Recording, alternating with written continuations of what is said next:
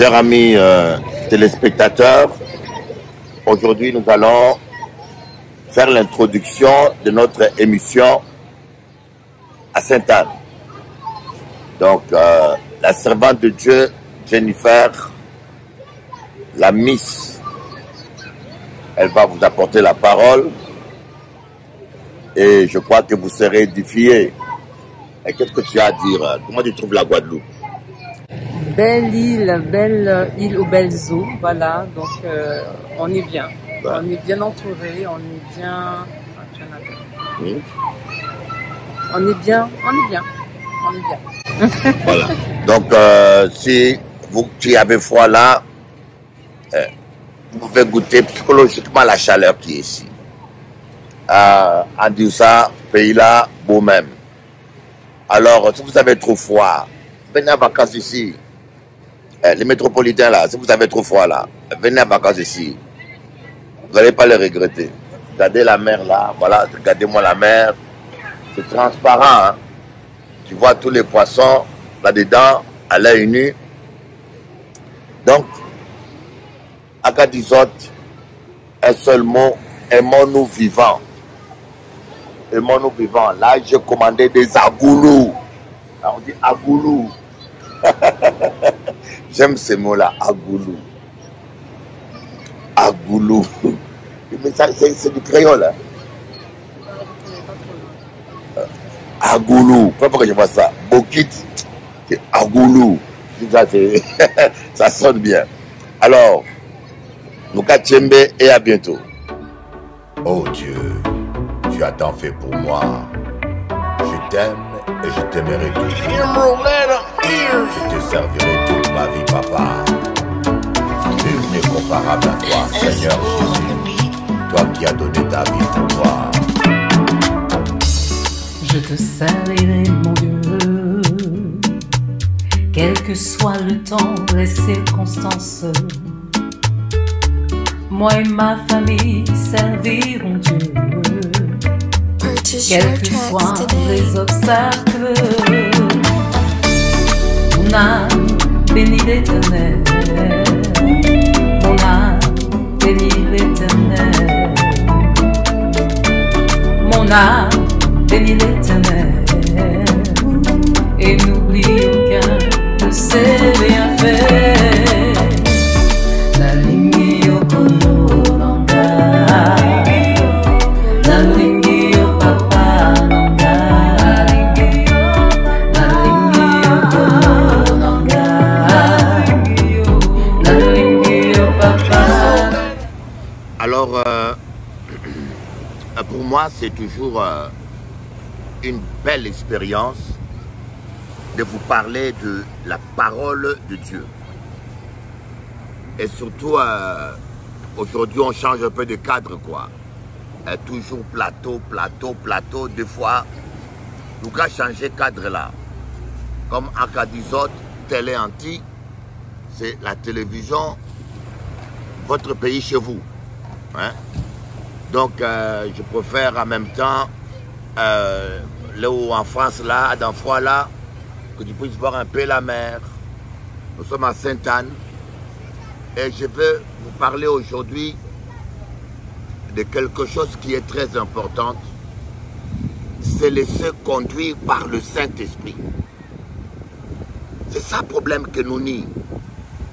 Vous savez, aujourd'hui, je voulais aller à Moule. J'habite à Sainte-Anne. Hein?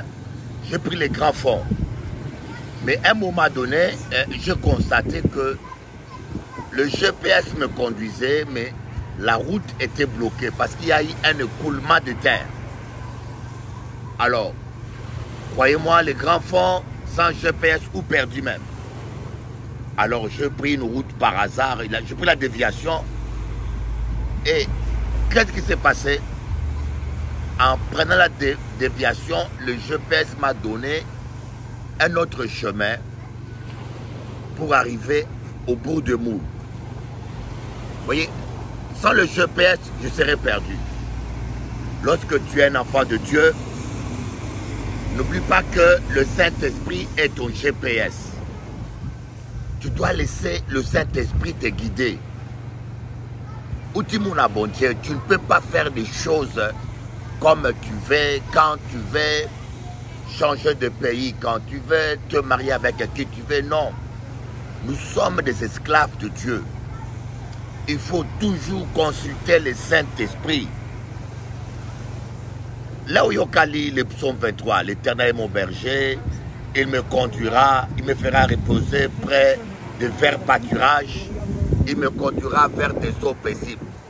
Mais pour que Dieu te conduise, il faut que tu l'écoutes, il faut que tu l'obéisses. Et nous avons ce problème-là. Beaucoup de gens n'obéissent pas au Saint-Esprit. Ils sont chrétiens parce qu'ils ont qu'à chercher seulement guérison, ils ont qu'à chercher miracle, ils ont qu'à chercher soulagement, ils ont qu'à chercher délivrance. Mais le Seigneur, bon Dieu, veut goûter au bonheur. Et je suis convaincu que le bonheur est possible. On peut vivre le bonheur si ou accepter Jésus. Et surtout si tu laisses le Saint-Esprit te conduire. Message là qu'a dit, laissez le Saint-Esprit te conduire. Il a dit moi, mais à pas qu'à écouter le Saint-Esprit, comment le Saint-Esprit nous conduit? Ça, ce serait le prochain enseignement. Hein? La prochaine émission, je vais vous expliquer comment le Saint-Esprit conduit les gens. Vous allez voir que c'est facile d'écouter la voix de Dieu. Parce que Dieu nous parle par une voix douce à l'intérieur, il nous parle au travers des gens, il nous parle par la prophétie, et parfois aussi il nous parle en mettant des signes sur notre chemin. Hein? Yoka dit, ah, coïncidence, ah, c'est un hasard, avec bon Dieu, pas ni hasard. Bon courage, la suite de l'émission, vous allez le suivre là. À bientôt. Bienvenue à tous. Voilà, vous êtes dans le cadre de votre programme qui est là pour vous édifier et vous encourager. Et bien entendu, il n'y a pas que la parole, mais il y a également des chants qui sont mis à votre disposition également pour vous encourager et vous bénir. Donc, dans quelques instants, quelques clips vidéo, quelques clips pour vous bénir. Restez connectés. Je suis à la porte, je frappe. Si quelqu'un entend ma voix, j'entrerai chez lui. Je souperai avec lui et lui avec moi. Jesus Christ, love you, my brother. Open your heart. Jesus loves you. Ooh, ooh, ooh, Jesus loves you. Ooh, ooh, ooh. Open your heart. Open your heart. Oh, Jesus Christ aime. Ooh, ooh, ooh, Jesus Christ aime. Ooh, ooh, ooh, ooh. Ouvre ton cœur. Ouvre ton cœur. Ah, Jésus, ouvre ton cœur. Ouvre ton cœur. Ouvre ton cœur. Ah, Jésus. Ne résiste pas, mon ami. Non, non, non. Ah, Jésus. Tu ne sais pas de quoi est fait demain. Donne-lui ton cœur. Ah, Jésus, ouvre ton cœur. Ne résiste pas, non. Ouvre ton cœur. Ah, Jésus, je t'en supplie. Ouvre-lui ton cœur. Ouvre ton cœur. Ah, Jésus, ouvre ton cœur. Jesus Cristo te llama, mi amigo. Quand tu entends sa voix, n'endurcis pas ton cœur. If you hear the voice of God, open your heart. Jesus loves you. Jesus loves you. Jesus loves you. Jésus Cristo te ama. Purchase your tracks today. Open your heart. Open your heart. Jésus Christ aime. Jésus Christ aime.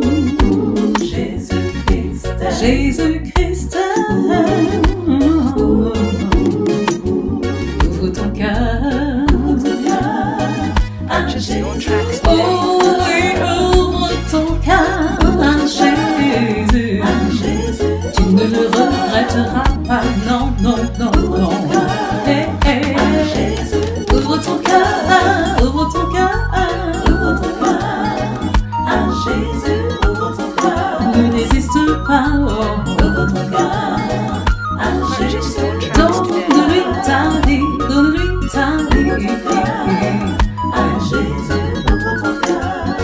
Hey amigo, Jesus Cristo te llama.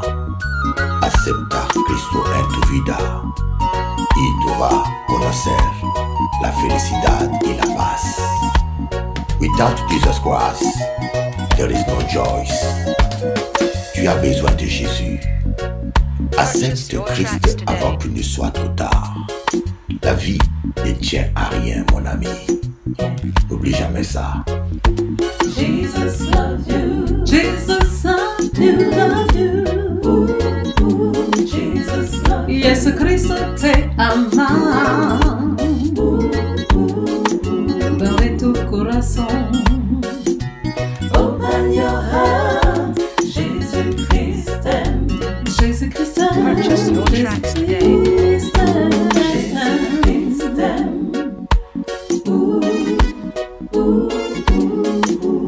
Ouvre ton cœur à Jésus, ouvre ton cœur, ouvre ton cœur à Jésus, non, ne résiste pas, ouvre ton cœur Purchase your tracks today. donne-lui toute ta vie, ton cœur entier à Jésus, ouvre ton cœur. Oh, bonjour, chers amis téléspectateurs. Nous allons passer 1 heure dans la présence de Dieu. Et je tenais à vous dire que pour moi, c'est un bonheur. Je bénis Dieu de m'avoir jugé digne de passer avec vous 1 heure. Vous vous rendez compte le nombre de prédicateurs qu'il y a à Paris, des nombres de pasteurs peut-être plus excellents que moi. Mais Dieu, dans sa grâce, a dit non, ce Bishop Eli, qui sera comme l'ange de Paris et qui doit prêcher tous les soirs à la population métropolitaine. Je tenais à vous dire que cette émission, elle passe dans toute la France. Comme vous pouvez le voir sur Free, le canal 932, sur Orange, le canal 398, et en Guadeloupe, c'est le canal 38, et sur Orange, et sur Bouygues, le canal 407. L'émission aussi passe sur les Antilles, en Guadeloupe en particulier 38, et en Martinique, j'ai retrouvé Télé Antilles sur 398. Elle passe en Guyane, elle passe à l'île de la Réunion. L'émission, elle passe aussi à la Nouvelle-Calédonie. Amen. Donc, j'ai conscience de cette mission que Dieu m'a donnée. Et surtout, j'ai besoin de votre intercession et de vos prières pour que Dieu me fasse grâce et que je sois à la hauteur de ses attentes. Voyez. Vous savez, des fois, nous savons ce que nous attendons de Dieu. Mais est-ce que tu sais ce que Dieu attend de toi? Quelles sont les attentes de Dieu à ton sujet? Et le problème, des fois, certains chrétiens ont une vision égocentrique de la vie chrétienne. Ils savent ce qu'ils attendent de Dieu. Ils savent ce qu'ils veulent que Dieu fasse dans leur vie. Ils connaissent leurs besoins. Mais ils ne cherchent pas à savoir qu'est-ce que Dieu attend de moi. Voyez, parce que Dieu vous a appelé à le servir. Dieu vous a appelé à le servir. Voyez, vous recevrez une puissance et vous serez mes témoins. Vous recevez une puissance et vous serez mes témoins. Vous comprenez? Donc Dieu attend de vous que vous soyez un témoin. La puissance de Dieu vient pas seulement dans nos vies pour faire de nous une star ou quelqu'un de connu ou pour faire de nous quelqu'un d'admirable. Non, la puissance de Dieu vient en nous pour faire de nous des témoins. Que nous puissions témoigner par la puissance oralement les bienfaits de Dieu, que nous puissions attester à ce monde que Jésus-Christ est réellement vivant. Et lui, le Saint-Esprit, il vient pas pour glorifier une église ou un ministère. Il vient pour glorifier Jésus. Voilà pourquoi à chaque fois que nous venons devant Dieu, il faut d'abord demander à Dieu, Seigneur, qu'est-ce que tu attends de moi? Avant de dire à Dieu ce que tu attends de lui, avant de demander à Dieu ce dont tu as besoin, demande à Dieu d'abord, Seigneur, qu'est-ce que tu attends de moi? Est-ce que je suis à la hauteur? Qu'est-ce que tu veux que je fasse pour toi? D'ailleurs, cela est illustré dans la prière de notre Père. Notre Père qui est aux cieux, que ton nom soit sanctifié, que ton règne vienne, que ta volonté. Vous voyez, les 4 premières phrases, notre Père qui est aux cieux. Donc la prière est centrée sur le Père. Que ton nom soit sanctifié. Je ne dis pas que mon nom soit célèbre, que mon ministère soit international, non. D'abord, que ton nom soit sanctifié. Mais je crois que certaines personnes vont dire, notre Père qui est aux cieux, que mon nom soit célèbre, que mon nom soit international, que ma volonté soit accomplie. Fais ce que je veux, Père. Donne-moi un grand empire. Donne-moi beaucoup d'argent. Fais-moi prospérer. Vous comprenez? Nous prions, nous récitons le Notre Père verbalement, mais au fond de nous, c'est un autre Notre Père qui est dans le cœur. La prière que nous faisons avec notre bouche ne correspond pas avec les désirs et les aspirations de notre cœur. Quand tu dis notre Père qui est aux cieux, que ton nom soit sanctifié, d'abord que ton nom soit sanctifié, ça veut dire que d'abord je cherche que la gloire de ton nom, je cherche à louer d'abord ton nom, je cherche à glorifier ton nom avant même moi. Que ta volonté soit faite sur la terre comme dans le ciel. Je cherche que ta volonté s'accomplisse. Je veux faire de toi mes délices. Je veux d'abord que ce que tu veux s'accomplisse, que les âmes soient sauvées, que les gens soient guéris, que ta gloire soit palpable. Et après, que ton règne vienne. Donne-nous aujourd'hui notre pain quotidien. Voyez, donc Dieu n'est pas contre qu'on demande notre pain quotidien. Mais il ne veut pas que tu commences par ton pain quotidien. Notre Père qui est aux cieux, donne-moi d'abord mon pain quotidien, rends-moi célèbre, donne-moi un grand ministère international. Non. Vous comprenez? La prière du Notre Père doit correspondre à nos priorités intérieures.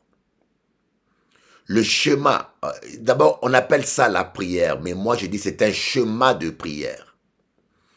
Jésus a dit voici comment vous devez prier. Il n'a pas dit voici ce que vous devez répéter. Jésus n'a pas dit aux disciples voici ce que vous devez répéter. Les disciples ont demandé à Jésus, montre-nous comment tu pries. Il ne leur a pas dit, voici la formule à répéter. Voici ce que vous devez répéter tout le temps. Non, il a dit, voici comment vous devez prier. Autrement dit, voici le chemin d'une prière qui m'est agréable. Amen. Donc, la première chose, la priorité, cherchez d'abord l'intérêt du Père. Cherchez d'abord le royaume des cieux. Cherchez d'abord le royaume des cieux. Alléluia. Merci Seigneur Jésus. Cherchez d'abord le royaume des cieux. Alléluia. Korababa shenderebebe. Cherchez d'abord le royaume des cieux et toutes choses vous seront données par-dessus tout. Oui, et ça ne me gêne pas que le nom de Dieu soit sanctifié par un autre ministère. Vous voyez, vous savez que lorsque Moïse avait prié pour les disciples, et il y avait quelqu'un qui aussi avait reçu l'onction, qui s'était mis à prophétiser, mais à qui Moïse n'avait pas imposé les mains. Et les disciples de Moïse ont dit à Moïse, il y a 2 personnes qui prophétisent là-bas, mais ils n'ont pas reçu ton opposition de main. Est-ce qu'on peut les arrêter? Moïse a dit non. Non. Voyez, êtes-vous jaloux de moi? Non. Voyez, donc, lorsque nous cherchons que l'intérêt du Père, lorsque nous cherchons que ça soit que la gloire de Dieu éclate, que Dieu utilise le pasteur Tonassi ou Yvon Castano, ou bien, je ne sais pas, le pasteur Pedro, ou bien qu'il utilise un autre pasteur, normalement, ça ne devait pas vous gêner. Normalement, ça ne devait pas vous gêner. Au contraire, ça devait vous réjouir que le nom de Dieu soit glorifié. Voyez, mais le problème aujourd'hui, nous prétendons que nous cherchons la gloire de Dieu, mais quand Dieu utilise quelqu'un d'autre, vous n'êtes pas à l'aise. Vous êtes jaloux, vous commencez à les critiquer, vous commencez à les combattre, vous cherchez la petite bête pour les disqualifier. Et bien sûr, il y a certaines personnes aujourd'hui qui utilisent les noms de Dieu pour faire du business pour leur gloire. Mais je ne pense pas que c'est tout le monde. Il y a des vrais serviteurs de Dieu encore aujourd'hui qui sont intègres et qui sont droits, qui n'ont pas plié les genoux devant Baal, qui aiment les seigneurs, voyez, et encore des enfants de Dieu authentiques, qui aiment les seigneurs, qui aiment Jésus, qui sont vraiment convertis et qui ne cherchent que la gloire de Dieu. Alléluia, alléluia. Bon, c'est différent parce que, vous savez, quand je prêche là, nous partageons la parole de Dieu entre nous. Là, je parle aux disciples. Et quand je prêche pour la télé, je ne parle pas aux disciples, je parle à la foule.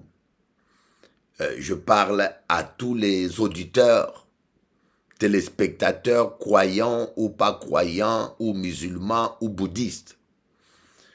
Vous voyez, le langage est différent, le message est différent. Quand je prêche ce matin, par exemple, c'est pour cela que je me suis dit, ce serait important que je fasse des émissions. Je suis obligé. Quand je suis en train d'édifier les chrétiens, je rentre dans une autre dimension parce que j'édifie les chrétiens. Je donne la nourriture solide. Et quand je suis en train de parler à des téléspectateurs qui connaissent même pas la Bible pour certains, j'adopte aussi un autre langage. Vous voyez.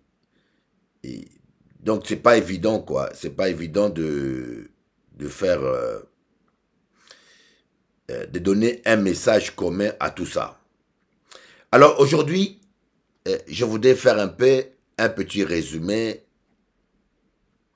de ce que nous avions partagé le lundi. Le lundi. La suite du lundi. Le calendrier divin.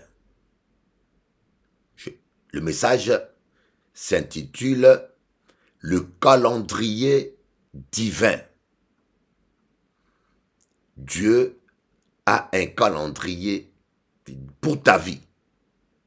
Voyez, certains commerciaux ou certains pasteurs, si vous ne voulez pas oublier des rendez-vous, si vous voulez travailler efficacement, vous devez avoir un agenda.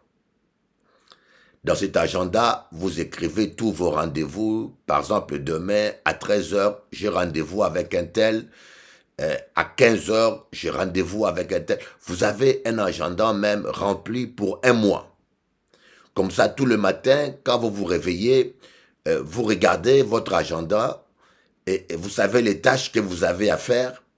Et surtout, vous courez plus le risque d'oublier certains rendez-vous. Et Dieu aussi a un agenda qu'il a écrit pour ta vie. Dieu a un agenda. Voyez, David a dit, vous me direz, mais Bishop Eli, ce que tu dis, c'est bien, mais c'est sur quelle base biblique? Sur quelle base biblique tu peux nous dire une telle chose? Nous allons voir cela dans les psaumes. Nous allons voir d'abord dans les psaumes. David a dit, et quand j'étais une masse,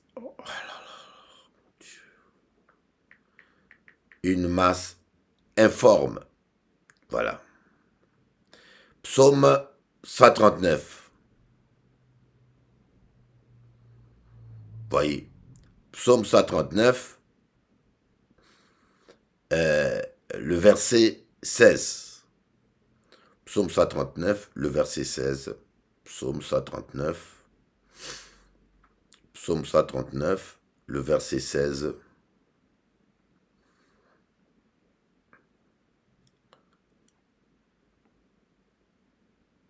Je vais vous lire cela. Hein. 139, le verset 16. Le verset 16. Qu'est-ce qu'il est écrit?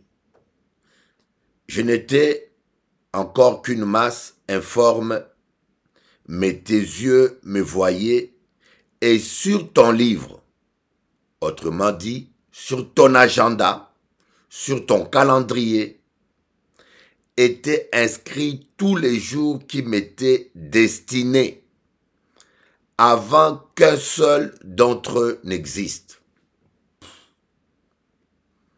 C'est extraordinaire.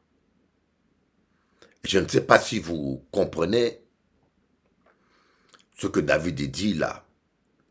Je n'étais encore qu'une masse informe, mais tes yeux me voyaient, et sur ton livre étaient inscrits tous les jours qui m'étaient destinés avant qu'un seul d'eux n'existe. Donc ça veut dire que il n'y a pas de hasard, bien-aimé. Et vous voyez quelqu'un qui sait qu'il n'y a pas de hasard dans sa vie, ne vivra plus comme un opportuniste. Vous voyez, les hyènes sont des charognards. Vous voyez, des gens, des animaux qui ne savent pas chasser, mais qui profitent quand les lions ou les léopards chassent, quand ils laissent le reste, ils viennent voler. Mais le lion ou le léopard, lorsqu'il a faim, il cherche une bête. Il cherche à chasser. Mais le hyène, lorsqu'il a faim, il cherche quelle est la bête qui traîne. Il cherche quelque chose qui traîne. Vous comprenez? C'est deux manières différentes de vivre. Le lion est un chasseur. Il cherche la viande fraîche. Il cherche un troupeau. Alors que le hyène, il n'est pas rapide. Il n'est pas un grand chasseur. Et lui, quand il a faim, il cherche qui a déjà attrapé une bête pour lui. Il cherche quelle est la viande qui traîne quelque part pour qu'il puisse ramasser. Voyez, c'est deux manières de vivre différentes. Le païen, lui, il est comme un hyène. Il est un opportuniste. Un païen est un opportuniste. Il voit une belle femme. Il dit, ah, je veux de cette femme-là. Parce qu'il est un opportuniste. Il va quelque part. On lui propose un bon travail. Il dit, je veux ce poste-là. Il peut même déménager, voyez, pour un pays où il y a plus d'argent, parce que c'est une opportunité. Mais un enfant de Dieu ne doit pas vivre comme ça. Un enfant de Dieu n'est pas un opportuniste. Un enfant de Dieu peut rencontrer une bonne femme, une belle femme, très belle, très polie, très intelligente. Mais il va dire, je vais d'abord demander à Dieu si cette femme-là était programmée pour moi. Vous voyez la grande différence de fonctionnement. Il dit, je veux d'abord consulter Dieu pour savoir si cet homme-là, c'est l'homme que Dieu a prévu pour moi.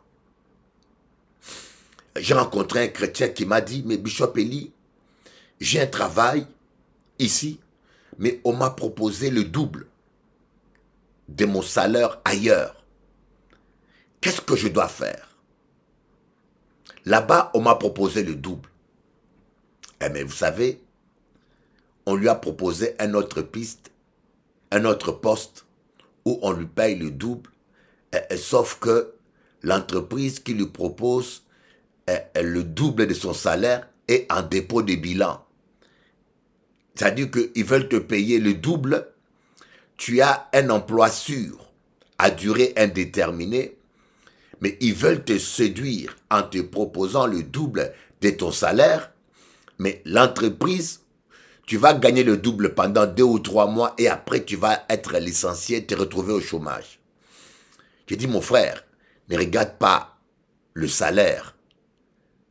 Cherche à consulter Dieu pour savoir qu'est-ce que Dieu a prévu pour toi. Qu'est-ce que Dieu a prévu pour toi? Voyez, donc nous les enfants de Dieu, nous ne sommes pas des opportunistes. David a dit, le nombre des jours qui m'étaient fixés sont déjà écrits dans ton livre, dans ton calendrier, avant que aucun d'eux n'existe. Ah, merci Seigneur. Nous allons voir encore un autre passage, un autre verset, où le Seigneur nous montre, je t'avais, où Dieu parle à Jérémie. Il dit à Jérémie, je t'avais établi prophète depuis le ventre de ta mère. Voyez, Jérémie 1,5. Jérémie 1,5. On va voir ce passage. Jérémie 1,5.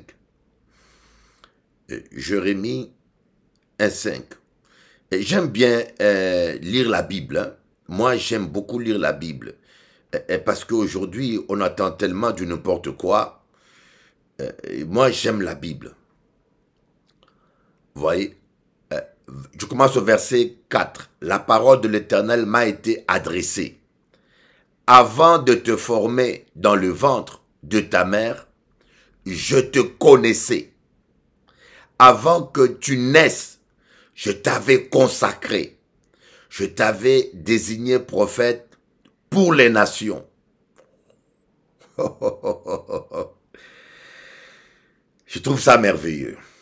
Je trouve ça merveilleux. Je trouve ça vraiment merveilleux. Je trouve ça sublime.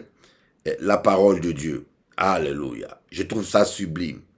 On va lire ce passage. Hein. Voyez.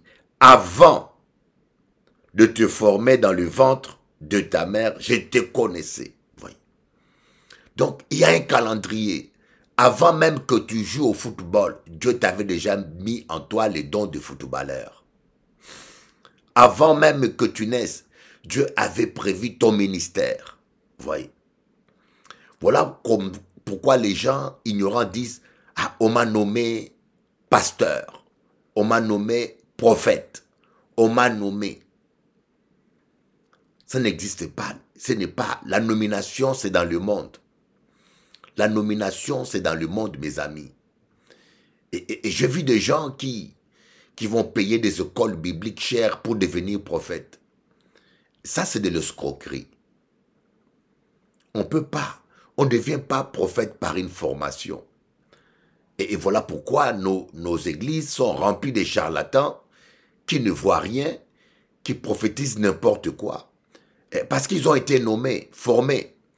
Ils pensent que on les a payés, ils ont payé une formation, alors là maintenant ils sont prophètes ou bien ils sont pasteurs. Non. C'est Dieu qui vous établit depuis le ventre de votre maman. Dans le calendrier de Dieu, c'est marqué en 2025, ma fille sera servante de Dieu. Ma fille sera prophétesse, ma fille, c'est Dieu qui établit. Alors quand vous comprenez cela, vous n'allez plus courir derrière les opportunités. Vous n'allez plus flatter les gens. Vous voyez, dans le monde, il y a des femmes qui vont jusqu'à coucher avec leur patron pour être embauchées. Même pas, on dit, des femmes vont jusqu'à coucher. Non, j'ai dit, il y a des hommes, malheureusement, des patrons, qui font des chantages aux jeunes filles, aux jeunes femmes. Le monsieur est déjà marié, il peut avoir l'âge de ton grand-père, mais comme il est chef d'entreprise, il te fait des chantages. Il te fait comprendre que tu veux être embauché, il faut que tu passes au lit. Et c'est subtil, et c'est subtil. Et j'aimerais dire aux jeunes filles, quand vous rencontrez un tel homme, enregistrez-les. Un conseil que je vous donne. Parce que l'harcèlement, c'est difficile à prouver. Quand vous voyez un patron ou un chef d'entreprise qui commence à vous inviter hors du travail, dans des rendez-vous, le week-end, vous n'êtes pas en travail, il vous invite. Et la période, par exemple, du contrat arrive à son terme, commencez par l'enregistrer. Quand il vous laisse un message audio, enregistrez-les. Quand il vous envoie un test, enregistrez-les. Ce sont des preuves d'harcèlement. C'est immoral. C'est des viols. C'est diabolique de profiter de la faiblesse d'une femme ou de son statut de décideur et de chef d'entreprise pour abuser et salir les petites filles. Tu as l'âge de son grand-père. Tu n'as même pas honte. Ce sont des pratiques qui sont courantes. Voilà pourquoi je dis à toutes les jeunes filles, ne soyez pas naïfs. Il faut les enregistrer. Pendant qu'ils t'appellent, il y a des applications où tu peux l'enregistrer. Il parle, écoutez, je veux qu'on se voit, qu'on mange. Enregistre ma fille. Parce que demain, il va nier. Tu travailles. Tu as droit à un salaire. Tu as droit à un salaire dignement. Tu n'es pas obligé de donner et ton travail et ton corps. Non. Il ne faut pas accepter ça. Il faut que les hommes vicieux et pervers puissent commencer à vivre dans la trouille. Il faut que les hommes vicieux et pervers puissent comprendre qu'ils sont en danger, qu'ils ne peuvent plus jouer avec nos enfants et nos filles comme ils le pensent. Voilà pourquoi je vous en supplie, je dis bien à toutes les filles, quand tu as un patron, il commence à te dire, écoutez, je veux qu'on aille manger dehors, ce n'est pas l'heure du travail. Commence à l'enregistrer.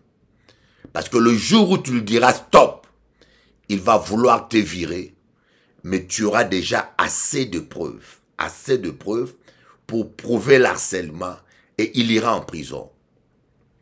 Amen. Pourquoi je vous l'ai dit? Et c'est parce qu'il faut que ces gens-là pervers puissent se sentir en danger et qu'ils puissent réfléchir 7 fois avant de vouloir gâcher et détruire nos enfants, nos filles. Voyez, Donc, tes jours ont déjà été fixés. Ton ministère a déjà été fixé. C'est pour cela qu'il faut dire, Seigneur, fais de moi ce que tu as prévu. Seigneur, fais de moi ce que tu as prévu pour moi. Seigneur, je veux être ce que tu as prévu pour moi, Seigneur. Je ne veux pas plus. Je veux seulement être ce que tu as prévu pour moi. Je veux faire la chose à laquelle tu m'as appelé. Alléluia. Alléluia. Alléluia. Alléluia. Amen. Voyez, je préfère, voyez, si on met devant vous une enveloppe de 1 million d'euros, on met une enveloppe de 10 000 euros. Qu'est-ce que vous allez prendre? J'en suis sûr que la plupart d'entre vous ne vont même pas prier. Entre nous. Parlons franchement. Parlons franchement. Si on met devant vous une enveloppe de 1 million de dollars et une autre de 10 000, laquelle vous allez prendre? Je suis sûr que beaucoup ne vont même pas prier. Ils vont sauter sur les 1 million. Mais un véritable enfant de Dieu va prier, va dire, Seigneur, quelle est l'enveloppe que tu me donnes? Quelle est l'enveloppe que tu me donnes?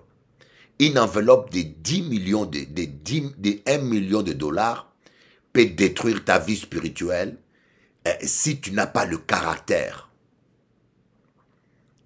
Voyez, le filet de l'apôtre Pierre s'était déchiré. Pierre a jeté le filet du côté droit. Quand il a commencé à tirer le poisson, on dit le filet s'est déchiré. Des fois, nous n'avons pas le caractère capable de gérer 1 million. Et le diable va te donner 1 million, sachant que tu n'as pas le caractère pour gérer le 1 million et tu vas te perdre. C'est comme si tu n'as pas de permis, on t'offre une voiture. Voilà un véritable cercueil roulant.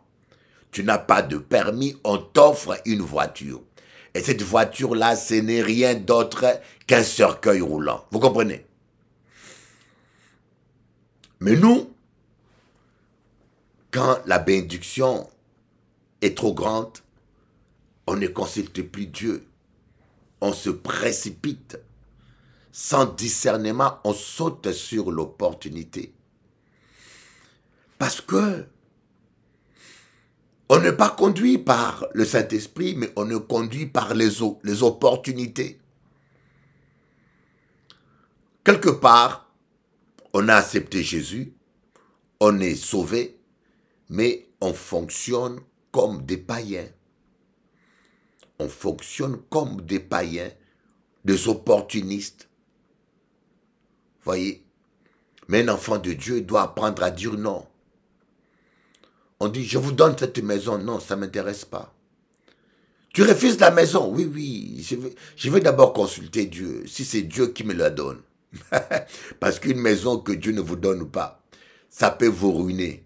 Ça peut vous amener à la mort. Vous ne savez pas que c'est une maison inondable. Ou un cercueil en grandeur nature. Quelque chose. Seule la bénédiction de Dieu enrichit. Il ne la fait suivre d'aucun chagrin. Comme on dit, les païens, dans un jargon du monde, un bien mal acquis ne profite pas. Seule la bénédiction de Dieu enrichit et il ne la fait suivre d'aucun chagrin. Alléluia. Alléluia. Écoutez bien. Nous allons voir de bonnes œuvres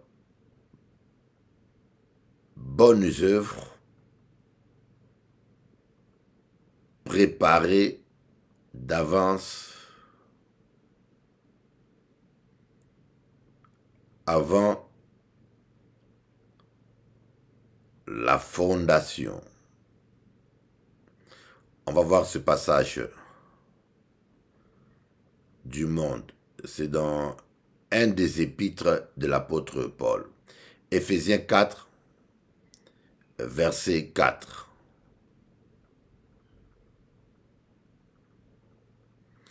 Non, Éphésiens 2, verset 10 plutôt. Éphésiens 2, verset 10. Éphésiens 2, verset 10. Éphésiens 2, verset 10. Je commence. En réalité, celui qui nous a fait, nous avons été créés en Jésus-Christ pour des œuvres bonnes que Dieu a préparées d'avance afin que nous les pratiquions. Éphésiens 2, verset 10. Qu'est-ce qu'il dit? En réalité, celui qui nous a fait, nous avons été créés en Jésus-Christ pour des œuvres bonnes que Dieu a préparées d'avance afin que nous les pratiquions. Voilà. Autrement dit, ce que nous faisons aujourd'hui, ça a déjà été préparé d'avance. Voyez. Nous faisons rien de nouveau. Voyez. Comme des fois, les gens se vantent. Je fais ceci, je fais cela, bon, je fais ceci, je étais comme ça, j'ai été... Non, non, non, non, tu n'as été rien du tout. Tout ce que nous faisons, c'est par la grâce de Dieu. Voilà pourquoi l'apôtre Paul dit, la grâce de Dieu a œuvré en moi plus qu'en eux tous. Vous voyez, la grâce de Dieu. La grâce de Dieu, parce que ce n'est pas nous. Et Dieu a préparé les œuvres, des bonnes œuvres d'avance que nous pratiquons aujourd'hui. Voyez, si nous pratiquons cela, c'est parce que Dieu nous a fait grâce. Et lorsque nous arrivons à comprendre cela, c'est l'humilité qui sera en nous. Nous n'allons jamais nous glorifier de ce que nous faisons. Nous allons au contraire glorifier Dieu. Élever Dieu et glorifier Dieu pour dire voilà ce que l'Éternel fait au travers de moi. Il est un bon Dieu, il est un grand Dieu. Amen. Voilà un peu ce que je voulais partager avec vous ce matin pour dire Seigneur, fais de moi ce que tu as prévu que je sois. Seigneur, fais de moi ce que tu as prévu que je sois. Je ne veux pas être plus ni moins. Si tu as prévu que je sois un diacre, je ne veux pas que les hommes me mettent bishop. Si tu as prévu que je sois une sentinelle, je ne veux pas que les hommes me mettent roi. Si tu as prévu, je ne sais pas quoi encore, mais je veux être là où tu as prévu. Parce que ce que tu as prévu pour moi me rendra heureux. Quand vous êtes là où Dieu vous veut, vous faites ce que Dieu vous appelle à faire, vous serez heureux. Mais si Dieu a prévu que vous soyez sentinelle et les hommes vous ont mis roi, vous serez un malheureux roi. Vous serez un malheureux roi au point même où vous risquerez de perdre votre salut. Judas a perdu son salut, mais il était apôtre. Quand je vois tous les gens qui veulent s'improviser apôtre aujourd'hui, tout le monde veut être apôtre. Vanité des vanités, ça ne veut rien dire. Tu peux être apôtre et aller en enfer. Mais celui qui est né de Dieu, celui qui aime est né de Dieu. Alléluia. Nous aimons tellement la puissance. Voilà le défaut du mouvement évangélique. Nous aimons trop la puissance. Nous devons plutôt aimer plus l'amour que la puissance. Seigneur, apprends-moi à aimer. Mets en moi la compassion pour les malades. Apprends-moi à aimer, à agir pour la gloire de ton nom, à chercher à glorifier ton nom et à non me glorifier moi-même. Donc Seigneur, remplis mon cœur de ton amour et de l'amour pour les âmes. C'est ça, c'est ça, c'est ça, c'est ça, c'est ça. Agir, la foi qui est agissante par amour. Mais non, nous voulons la puissance, nous voulons la puissance. On est en compétition les uns les autres. Les églises sont en compétition les uns les autres. Les pasteurs sont en compétition les uns les autres. Et nous prêchons bien sûr l'amour. Or, nous prêchons bien sûr, nous avons encore les kilos de prêcher l'amour qui n'est pas en nous, bien sûr, qui n'existe pas en nous. Oh Seigneur, garde-nous fidèles. Garde-nous fidèles. Oh Dieu, tu as tant fait pour moi. Je t'aime et je t'aimerai toujours. Je te servirai toute ma vie, papa. Nul n'est comparable à toi, Seigneur Jésus. Toi qui as donné ta vie pour moi. Je te servirai, mon Dieu, quel que soit le temps, les circonstances. Moi et ma famille serviront Dieu, quels que soient les obstacles. Mon âme bénit l'Éternel, mon âme bénit l'Éternel, mon âme bénit l'Éternel, et n'oublie aucun de ses bienfaits. La ligne au colo nanga, la ligne au papa nanga, la ligne au colo nanga, la ligne au papa nanga. Mon âme bénit l'Éternel, mon âme bénit l'Éternel, mon âme bénit l'Éternel, et n'oublie aucun de ses bienfaits. Peu importe les trahisons dans ma vie, malheur à l'homme qui se confie en l'homme. Même si mon père et ma mère m'abandonnent, l'Éternel me recueillera. Mon âme bénit l'Éternel, mon âme bénit l'Éternel, mon âme bénit l'Éternel, et n'oublie aucun de ses bienfaits. La ligne au colo nanga, la ligne au papa nanga, la ligne au colo nanga, la ligne au papa nanga. Mi alma bendiga al Señor, my soul bless my God. Mi alma bendiga al Señor, my soul bless my God. Nalingi o colo nanga, nalingi o papa,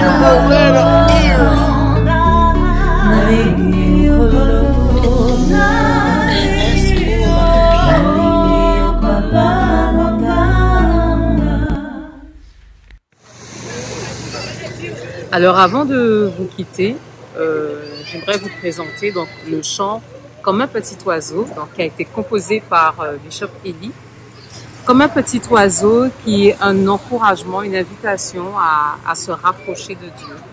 Parfois dans les moments de détresse, les moments où on se sent isolé, les moments où on se sent seul, on a plutôt envie de ce cœur à cœur. On est contraint même parfois de ce cœur à cœur avec Dieu. Parfois, tout ce qui se passe autour de nous, et même qui ne nous affecte pas forcément directement, mais indirectement, nous incite à vouloir se dire qu'on veut s'échapper, s'envoler au-dessus des montagnes, des soucis de ce siècle présent, et un encouragement pour vos serviteurs de Dieu. Soyez bénis.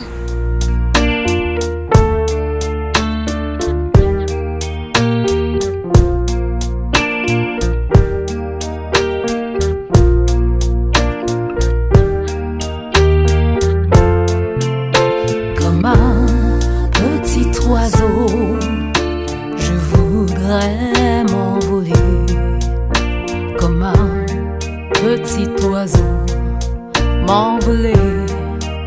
dans les cieux, auprès de mon Dieu, et demeurer à l'instant.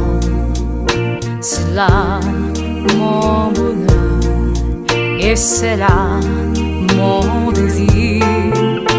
Comme un petit oiseau, je voudrais m'envoler.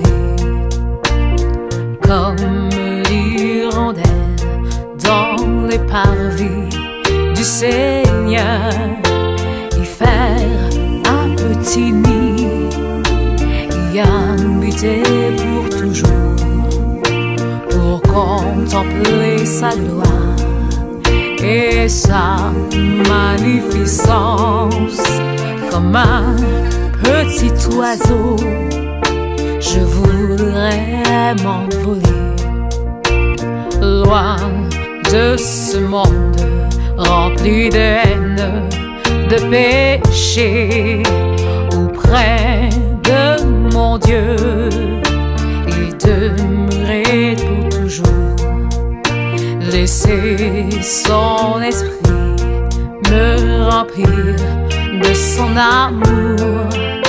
Comme un petit oiseau, prédicateur, envole-toi vers les hauteurs, les sommets de Sion.